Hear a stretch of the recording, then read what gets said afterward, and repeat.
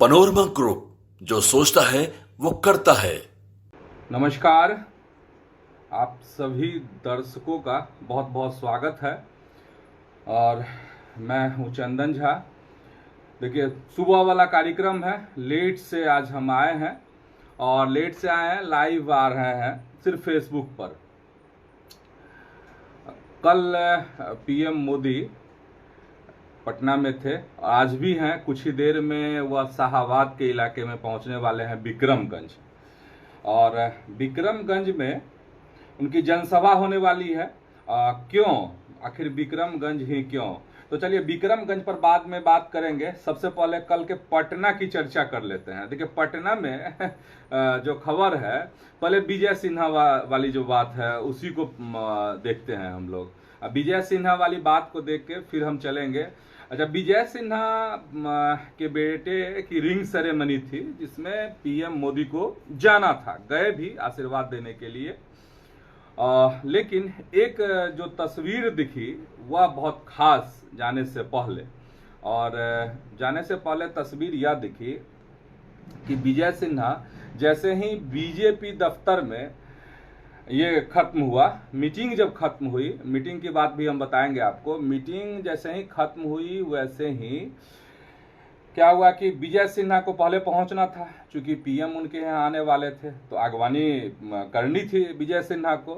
तो विजय सिन्हा के साथ कहा जा रहा है कि एक गड़बड़ी हो गई। गड़बड़ी यह हो गई विजय सिन्हा के साथ कि उनकी जो गाड़ी थी, उनका जो अपना डिप्टी सीएम का काफिला होता है, वह बाहर निकले और बाहर निकलने के बाद अपने ड्राइवर को और जो उनके सहयोगी हैं उनको उन्होंने फ़ोन लगाया। और फ़ोन लगाने के बाद शायद कभी कभी होता है, नेटवर्क की दिक्कत आती है तो बात नहीं हो पाती, और बात नहीं हुई। कुछ ही मिनट में पीएम उनके घर पहुंचने वाले थे। और उस समय जो तस्वीर हमने देखी है अलग अलग जगहों पे, जो कहे कि बेचैनी, जो बेकरारी उस समय में विजय सिन्हा के चेहरे पर थी, वो बहुत कुछ कह रही थी। हालांकि उन्होंने जो डीएम हैं पटना के, उनको तुरंत बुलाया, वो पास में ही थे। और इसके बाद विजय सिन्हा जो हैं डीएम साहब की गाड़ी से, पटना के जो डीएम हैं उनकी गाड़ी से वह अपने घर पहुंचे। और बाद में डीएम जो है वो एसएसपी की गाड़ी से उनके यहाँ पहुँचते हैं, क्योंकि पीएम वहाँ पहुँचने वाले हैं। और पीएम वहाँ पहुँचते हैं, सब कुछ होता है। ये हम पीछे की बात बता रहे हैं, तो मतलब एक बहुत बेचैनी वाली तस्वीर विजय सिन्हा की देखने को मिली। अच्छा, इसके बाद क्या हुआ कि पीएम पहुँचे, जो पुत्र वधू, चूंकि रिंग सेरेमनी थी, तो पुत्र वधू को आशीर्वाद दिया पीएम मोदी ने। इसके बाद एक खबर चलने लगी है कि वह विजय सिन्हा को आशीर्वाद दिए, इसका मतलब उनके घर पहुंचे, इसका मतलब क्या निकलता है? ठीक है, तो इसका मतलब कुछ नहीं निकलता है।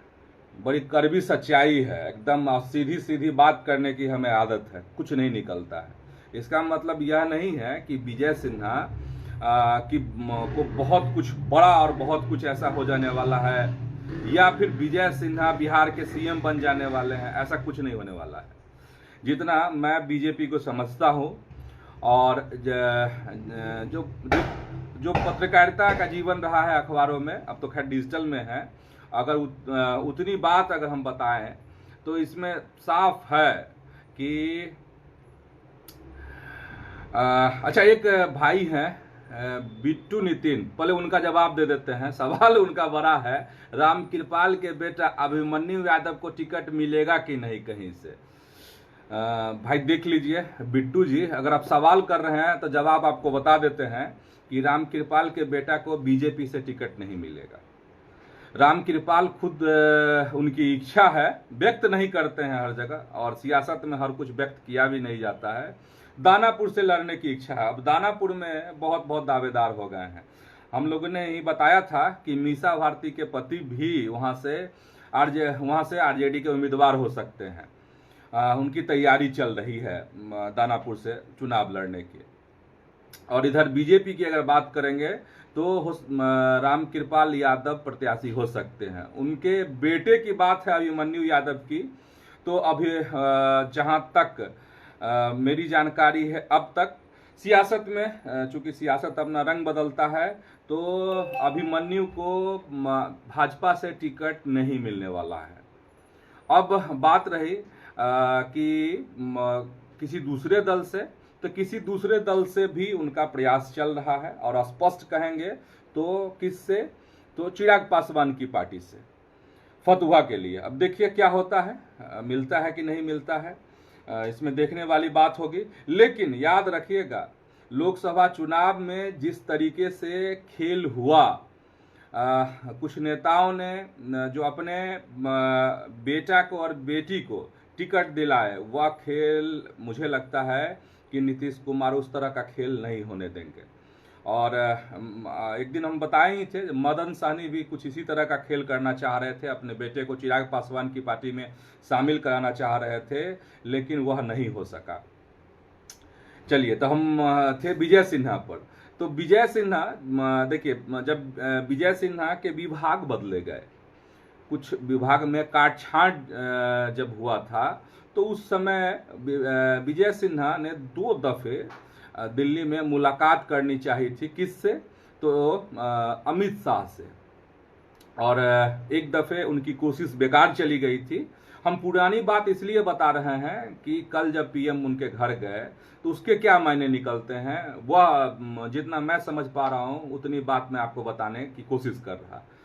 तो विजय सिन्हा को कोशिश की, मुलाकात नहीं हुई। दूसरी कोशिश में अमित शाह से उनकी मुलाकात होती है दिल्ली में, बात भी होती है, अमित शाह के सामने अपनी पूरी बात रखते हैं, और अमित शाह ने एक बड़े इशारे किए उनके लिए, और बहुत खास बात कही है।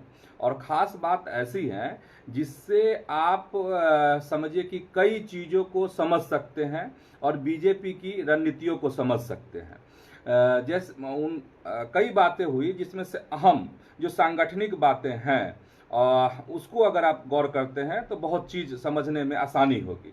विजय सिन्हा को अमित शाह ने कहा था दिल्ली में कि देखिए, ठीक है, आपकी सारी बात जो है हमने सुन ली है, लेकिन अब जो हो चुका है उसमें बदलाव नहीं होगा। जो हो चुका है वह बदलाव नहीं होगा, लेकिन यह है कि जो आने वाला वक्त है उसमें जो संगठन के लोग हैं उन्हें तरजीह दी जाएगी। ठीक है, यह बात अमित शाह ने कही थी, और ये अमित शाह के मन की बात नहीं है, ये संगठन की बात है। और संगठन को इस तरीके से अब कहा गया है कि आप अगर कोई बाहरी लोग आते हैं जो संगठन से नहीं है, बाहरी आते हैं, मौका उनको भी मिलेगा।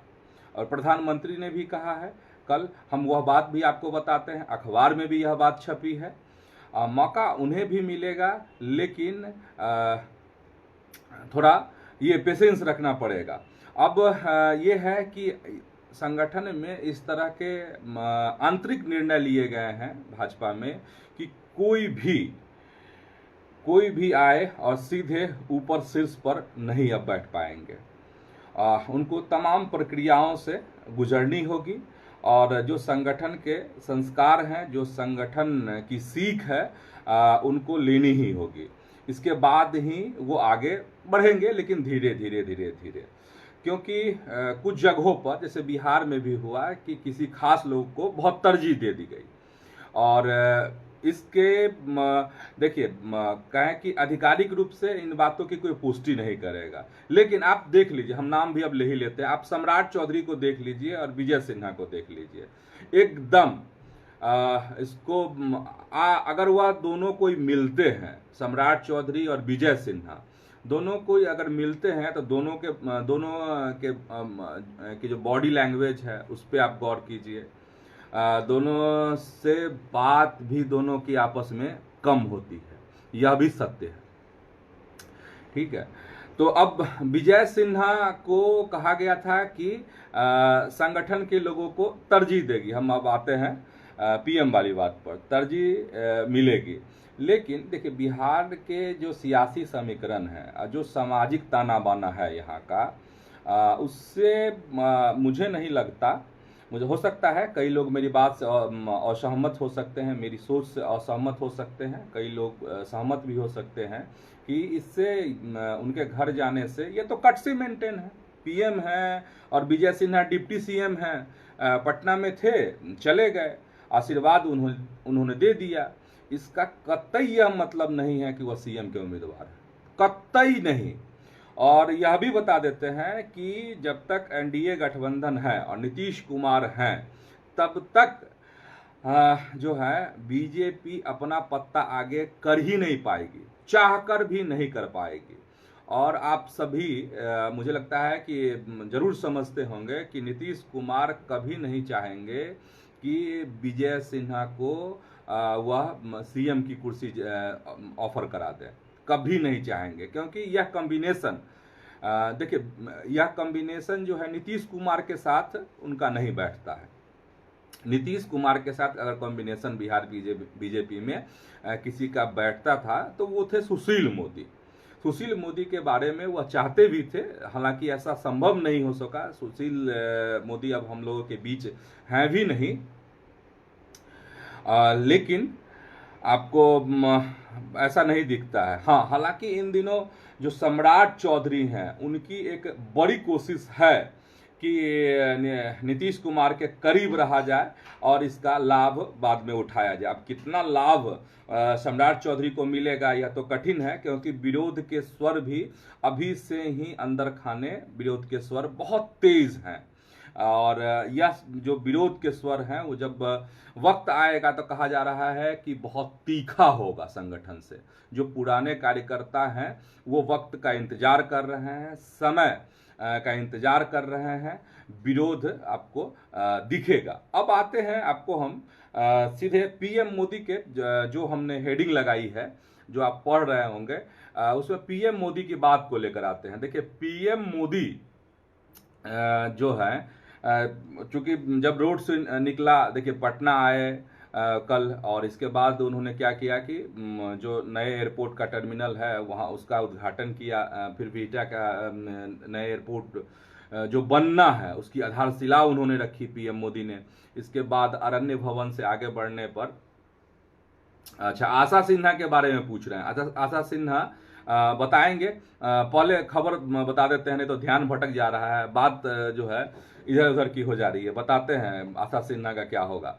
अब देखिए, क्या जो रोड शो का काफिला निकला तो ये भाजपा के लिए चुनौती है, और सत्य जो है बोलना चाहिए। सत्य को आप ढक भी नहीं पाएंगे, लेकिन अगर आप ये करते हैं, बरगलाने वाली बात जो है वो ठीक नहीं है। और रोड शो जो निकला पीएम मोदी का, उसमें अरण्य भवन के पास जिन्हें जिम्मेदारी दी गई थी, मुझे लगता है कि वहाँ अच्छी खासी भीड़ थी और वह कैमरे पर भी दिख रही थी। जैसे जैसे काफिला बढ़ रहा था तो भीड़ कम थी, लोगों का उत्साह उतना नहीं दिख रहा था। तो ये बीजेपी को सोचना पड़ेगा। जो प्रदेश अध्यक्ष हैं दिलीप जायसवाल को, उनको सोचना पड़ेगा। वो तो गाना उना गा रहे थे कल कि जिसका था इंतजार, पता नहीं क्या क्या गाना, मुझे आता भी नहीं है। वो घड़ी आ गई, वो घड़ी आ गई। तो घड़ी आ रही है दिलीप जायसवाल जी, लेकिन चुनाव की भी घड़ी आ रही है, उसको भी सोचिए। और कमेटी, आपने तो कमेटी तक नहीं बनाई साहब, तो उसका असर दिखा है आपको। आप देख लीजिए कि आपके कार्यकर्ताओं में उत्साह था लेकिन लोगों में उत्साह नहीं था। तो क्या इस उत्साह का असर वोट पर भी पड़ेगा? कड़वी सच्चाई है, सच्चाई को स्वीकार करना पड़ेगा, नहीं तो महंगा पड़ेगा।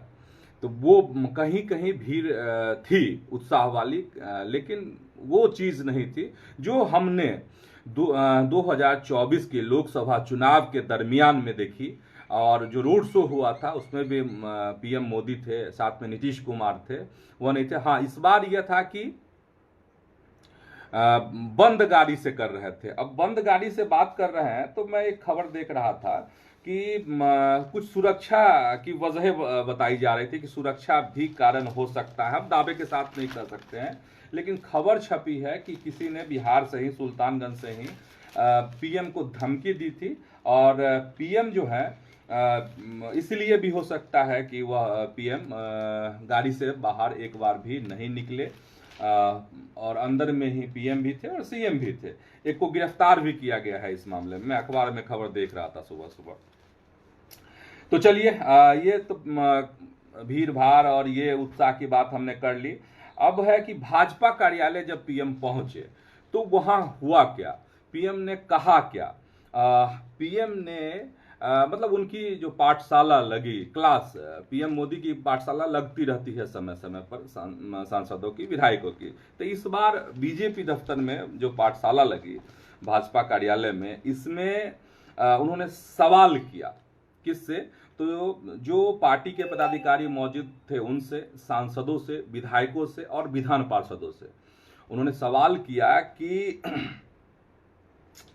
और यह जो उनकी पाठशाला थी करीब 1.5 घंटे की थी और उन्होंने सवाल किया कि बताइए, सबसे पूछा उन्होंने कि राजनीति में सफल होने के लिए सबसे सफल मंत्र क्या है। अगर राजनीति में आप सफल होना चाहते हैं तो उसके लिए सबसे सफल मंत्र क्या है। और जानते हैं जो जवाब आए, विधायक, सांसद, विधान पार्षद और जो पार्टी के पदाधिकारी हैं वह सही ठीक से जवाब नहीं दे पाए।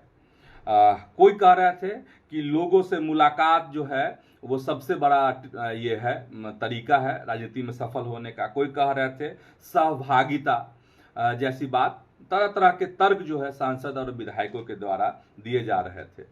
लेकिन पीएम मोदी ने जो बात कही है वो बहुत शानदार बात कही है और वो सिर्फ राजनीति में ही नहीं, जीवन के अन्य क्षेत्रों में भी वह काम दे सकता है। और उन्होंने कहा, एकदम सीधी बात कही पीएम मोदी ने, कहा कि देखिए, अगर राजनीति में सफल होने का सबसे बड़ा कोई सफल मंत्र है तो वो है पेशेंस, धैर्य रखिए। मतलब समझिए कि पीएम मोदी ने कितना बड़ा संदेश दिया है। और पीएम मोदी ने कहा कि धैर्य ही है जिसके बदौलत आप सफल हो सकते हैं।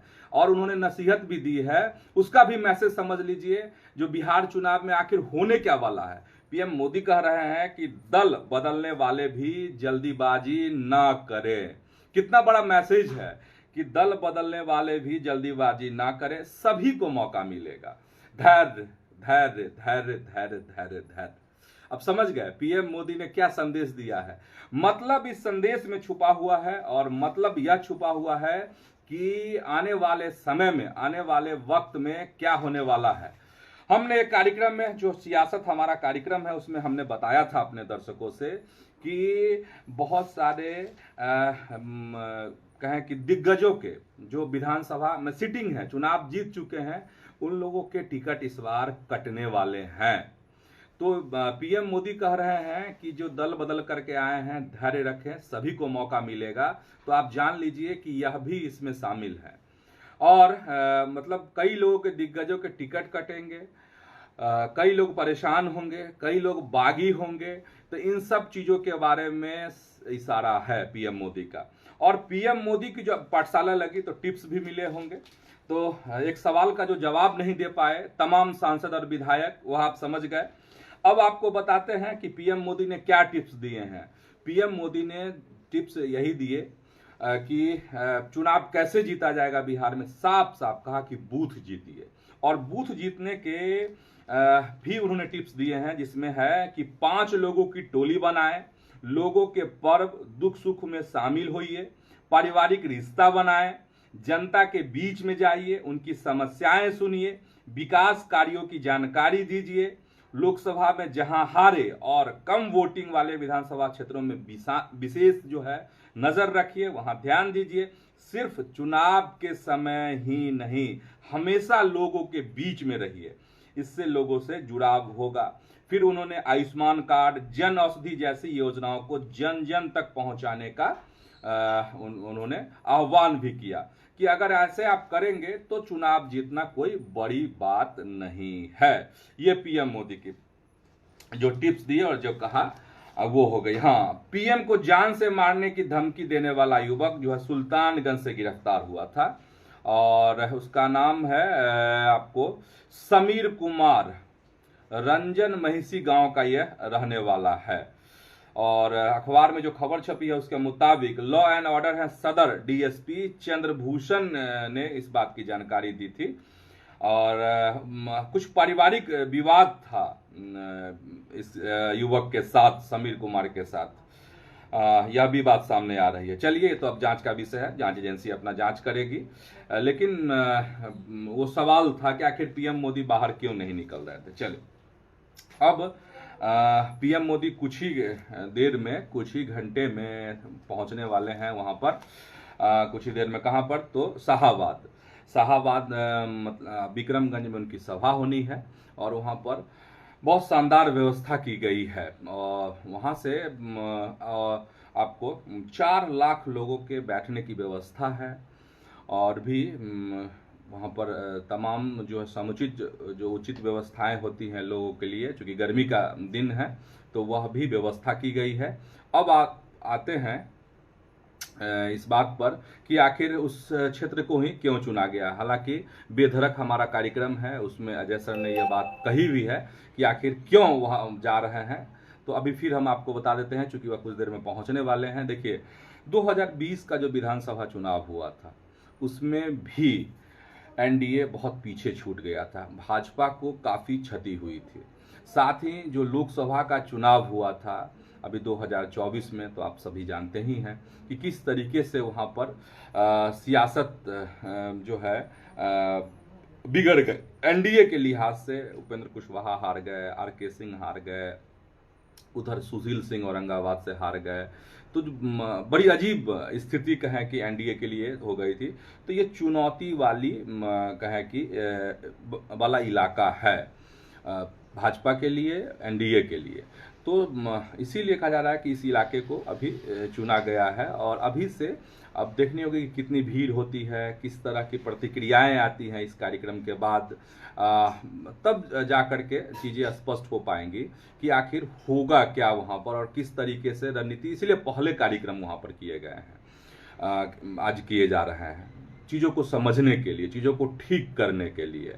और सही में जिस तरीके से राजद सुप्रीमो लालू प्रसाद ने पिछले लोकसभा में चाल चली थी और उस चाल में उलझ गई थी एनडीए, तो डर है कि अगर महागठबंधन की तरफ से फिर उस तरह की चाल चली जाती और चली ही जाएंगी, चूँकि चुनाव है तो उस तरह की सियासत फिर से होगी। तो उन सब चीज़ों से कैसे बचा जाए, यह भी एक कारण बताया जा रहा है कि वहाँ पर कार्यक्रम किए जा रहे हैं पीएम मोदी के। अब देखिए कितनी भीड़, किस तरह की उत्साह, क्या चीज़ें वहाँ पर रहती हैं, ये देखने वाली बात होगी। अब आपको विजय सिन्हा वाली बात बता ही दी, सब कुछ बता ही दी। अच्छा, एक सवाल का बस जवाब, दानापुर से आशा सिन्हा का क्या होगा? आरजेडी शैलेश यादव को टिकट नहीं मिलेगा, यह बात 100% कन्फर्म है। बिट्टू नितिन कह रहे हैं कि नहीं मिलेगा। देखिए, शैलेश यादव तैयारी कर रहे हैं और मीसा भारती के पति हैं शैलेश, तो लालू प्रसाद के दामाद हुए। तो अगर वह चाह लेंगे, मीसा भारती चाह लेंगे, तो कौन टिकट नहीं दे सकता है उनको? आप समझ रहे होंगे मैं जो कहना चाह रहा है वो आप एकदम बिल्कुल समझ रहे होंगे। कौन टिकट नहीं दे सकता उनको? अब है कि मीसा भारती अड़ती हैं, क्या होता है। लेकिन आरजेडी में मुझे लगता है कि इस पर बहुत रस्साकसी होगी इसको लेकर। चलिए, अब है दानापुर से आशा सिन्हा का क्या होगा? आशा सिन्हा कोशिश कर रही हैं, और लेकिन अगर अब रामकृपाल यादव अगर इस पर डटते हैं और उनकी हर स्तर पर अगर बात हो जाती है तो आशा सिन्हा पीछे छूट जाएंगी। उनके पुत्र जो हैं सत्यनारायण नहीं माफ़ कीजिएगा, उनके पुत्र जो हैं वो उनको वह कोशिश में यही है कि आशा सिन्हा को अगर टिकट नहीं मिले तो उनके जो पुत्र हैं उनको टिकट मिले, जिसकी संभावना मुझे बहुत नहीं दिख रही है। ज़्यादा चांस यही है कि बीजेपी से वहाँ पर रामकृपाल ही उम्मीदवार होंगे। वैसे सियासत है, सियासत जो है अंतिम समय में भी चीज़ें पलट जाती हैं, बहुत सारी बातें, माहौल बदल जाता है। क्या होता है, देखिए क्या होता है।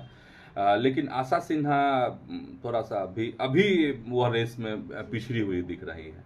चलिए, कुछ बदलाव अगर इन सब चीज़ों में होगा तो हम उस बदलाव के बारे में भी आपको ज़रूर बताएंगे। तो आज बहुत सारी खबरें नहीं, जो काम की खबर थी, जो कि पीएम 2 दिन की यात्रा पर हैं। कल जो खास मुझे बात लगी, आज जो होने वाला है, उन्हीं सब चीज़ों को लेकर हम अपनी बात आपके सामने इस कार्यक्रम में रख रहे थे। और आपसे अपील कि जल्दी से फटाफट जो है ये कर लीजिए, क्या कहते हैं, अगर देख रहे हैं फेसबुक पर तो जल्दी से पेज को, आप न्यूज़ हाट के पेज को लाइक कर लीजिए, फॉलो कर लीजिए। ठीक है, धन्यवाद, आप सबको प्रणाम मेरा।